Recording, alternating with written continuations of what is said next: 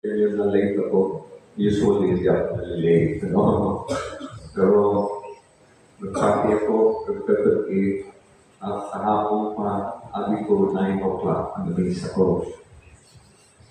So, maaga ako nagabot ako. Pero sa kwarto na ako, so nakikibot ako, so nakinautokan ako.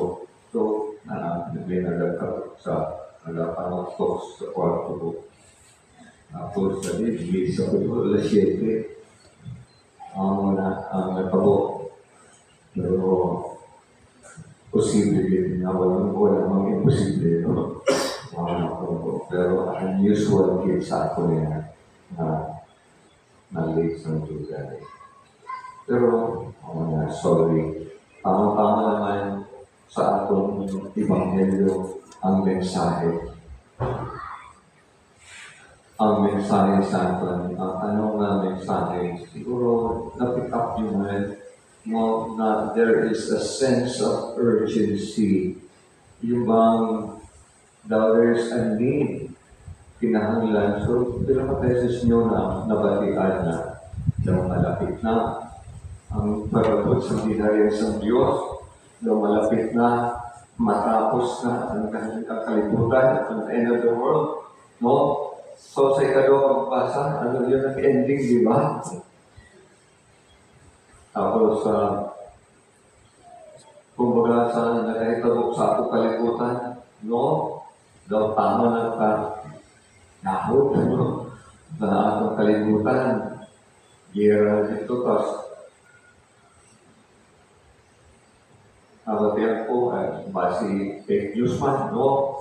Nga ang China, nagambal ng China, na ready sila makipag-gira. Anytime, sila nila. Anytime daw po sila makipag-gira na, no? Handa sila. So, layo pa ang China handa. No? Ang pagpapato natin sa bunaga, kita handa na.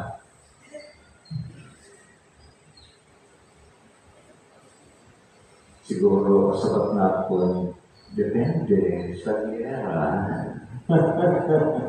No? Depende sa gera.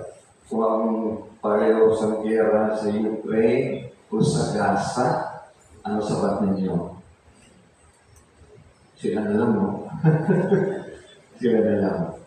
Eh, di naman sabi gusto na nila sa gera. No, kaya si tatay, kindala sa Netherlands, gusto magpag-ira sa iban, no? Ang isa naman ng kampo, sige, no? Subukan nyo. So, kita natin, daw malapit na.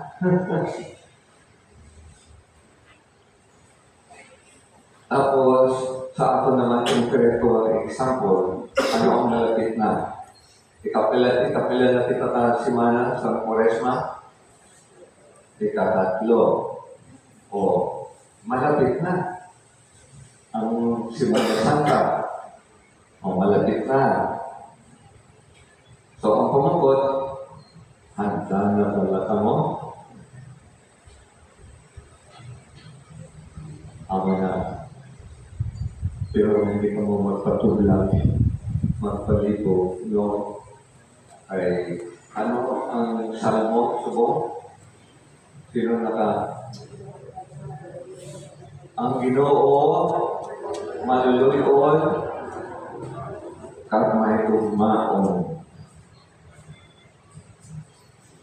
Dira kita magsandi. Amen? Amen. Dira kita magsandi, dira kita magsali. Ang Ginoo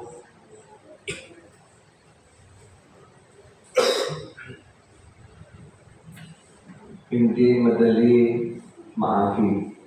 Di ba? Na batian man ninyo sa una ng pagbasa. O isa na pagbasa. Ang Ginoo hindi madali maaki. Maluluyon. Walang ginahandong ang Ginoo, kundi ang kaayuhan lamang. Wala siya na ginahandong para sa ating tanan. kundi kaayuhan, kaluwasan. That is number one na dapat natin firmly dumdugon. Wala gid siya magandong sa kalaot kalaingan naton, talaglagan naton. No way, hindi ang plano, ang gusto sa Diyos. Kaya ang Diyos manalion, maigugmaon. Pero ako dali, balik kita sa ating pagdalingon. Kaya 3 na linggo, nagsimana, pero ang dali, balik kita sa pamangkot, handa ba kita? No? Kaya warning man. Ato ko maluluyan ang Diyos, may gugmaon, pero nabatid natin sa Ebanghelyo, kung hindi kamo magbiya sa pagpakasala, anong matabo? Mamatay man kamo kanan. Pila ka beses na ito nabatian ni sa Ebanghelyo. 2 times. Kung hindi kamo magbiya sa pagpakasala, mapatay man kamatanan, subong sa mga taga-Galilea, no? Subong sa 18 katao sa Siloe, mapatay man kamo. So,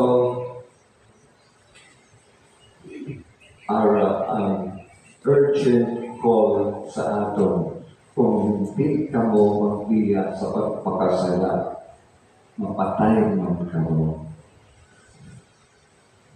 Daw balanse na, no? Balanse na sa una, maluluyon, may gugmaon, pero may araman, warning.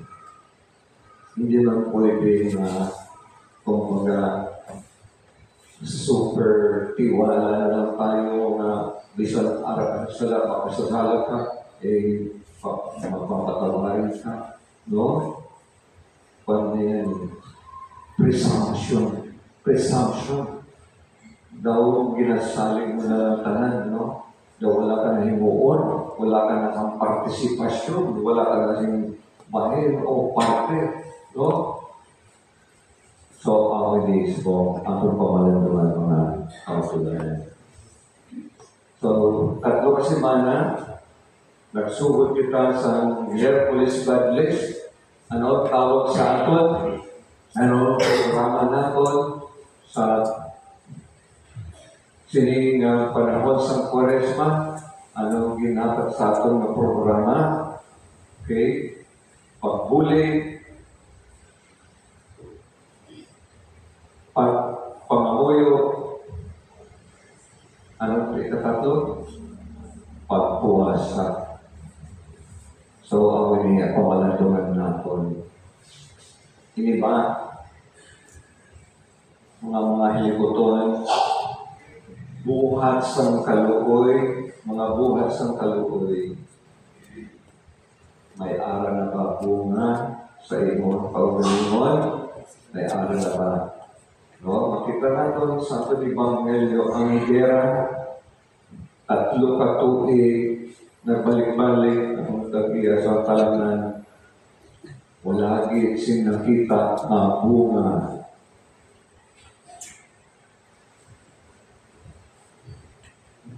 Ipatapas na lang, no?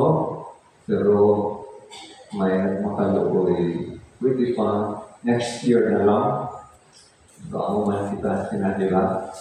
Alam mo sa ating pagmalapit ng mamatay, sino ang nagpapangahuyo sa pwede ba, Lord? Next year na lang. Pwede ba, Lord? 5 years na lang. Kasi mga bata tayo, mga bata, may pa sila. Hindi pa nakapag-school. Mamatay na ako. So tawag tayo ng tawad. Gusto na 5 years, 10 years. Pwede ba pag-ilat ko na lang na 80 na? Makapili ka ba? Kung anong edad ka, mapatay? Malaki. No. Pero makita natin ang kalooy sa Diyos. Mapinatawaron, mapinadayunon sa iya pagiguma, mapinapasensyahon. Hindi masya nagmamadali. Kaya sa atin, napaka nagmamadali ng mga di ba? Pero ang Ginoo, grabe ang pagpasensya. Grabe ang paghatag sa atong tanong, tsansa. Ganyan kabuod ang Ginoo. Maluluyon, malilupaan. Pero, hindi natin pag-abusuhin ang iyang kabuod. So, ano yung mga kautulan pangalaman natin? Abot, makita natin ang realidad sa aton kaugalingon. Ano ba ang realidad? Ano ba nakikita mo sa iyong kaugalingon? 3 ka semana, no? Magulat ka ba sa 3 ka tuig? No, 3 ka semana. No. Ano na, may nakikita na bang bunga? No? After 3 weeks pa, mas mabuot ka na ba? Mas maalwan ka na ba? Mas inaasikaso mo ba pamilya mo? Mas inaasikaso mo ba ang mga tao aral sa inalo mo o aral sa poder mo? No? So, ano na ang aton pamagtuturo sa ating mga puli, ikaw galing mo. Kadiwa, pagturo, magpati kita, magilaon kita, kaya ang ating Diyos ay yun. Wala siyang ginaandong na malalim o kalasang sa atin. Only your good. Wala nang iba kundi ang ating kaayuhan ay luwasan. Padayon kita, kapit kita. Amen? Amen.